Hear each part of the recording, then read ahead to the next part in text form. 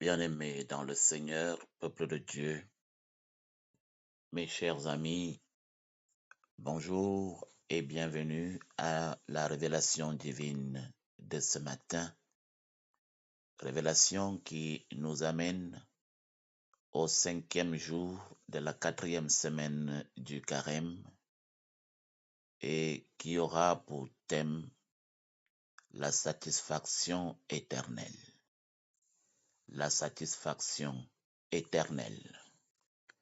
Je voudrais vous inviter, bien-aimés peuple de Dieu, à lire dans l'évangile de Jean au chapitre 6, verset 35. Jean chapitre 6 au verset 35, dont voici la teneur. Je suis le pain de vie.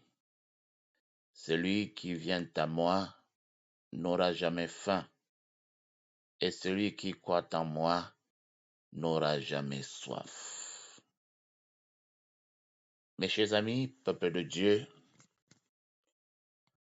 en ce 5e jour de la 4e semaine du Carême, nous sommes clairement invités à réfléchir à notre faim intérieure, à notre soif de sens et de satisfaction. Jésus nous dit qu'il est le pain de vie, qu'il est capable de combler notre faim, qu'il est capable de combler notre soif et de manière éternelle. Mais qu'est-ce que cela signifie, en effet? Cela signifie que nous sommes créés pour être des êtres satisfaits. Nous sommes créés pour être comblés. Pour connaître la joie, nous sommes créés pour connaître la paix. Mais malheureusement, nous avons tendance à chercher souvent cette satisfaction, cette paix, cette joie dans les choses de ce monde, dans les plaisirs et passagers, dans les réussites et les possessions. Le Jésus-Christ nous dit que cela ne suffit pas, que nous avons besoin de quelque chose de plus profond. Nous avons besoin de quelque chose qui dure éternellement, et cette chose-là, c'est lui, Jésus.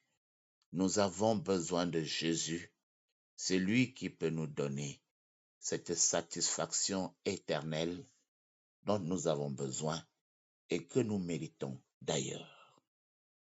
Mes chers amis, peuple de Dieu, la révélation divine de ce jour nous amène à méditer profondément sur cette parole du Seigneur lorsqu'il dit « Je suis le pain de vie, et celui qui vient à moi ne connaîtra jamais la fin éternelle. » Cette révélation nous montre très clairement, comme nous l'avons dit plus haut, que Jésus est la source de la satisfaction éternelle.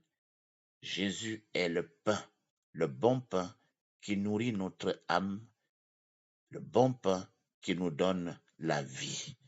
Il nous invite à venir à lui, à nous approcher de lui avec confiance, à nous approcher de lui pour recevoir la vie éternelle. Mes chers amis, cette révélation, pour finir, nous encourage à chercher la présence de Jésus-Christ, à nous nourrir de sa parole, à nous nourrir de son esprit, afin de connaître la satisfaction, afin de connaître la joie qui dure éternellement. Prions ensemble. Seigneur, notre Dieu, notre Père, nous venons à toi avec nos faims, avec nos soifs de sens, nos soifs de satisfaction. Nous reconnaissons que nous cherchons souvent ces choses dans les choses de ce monde, mais nous savons que cela ne suffit pas.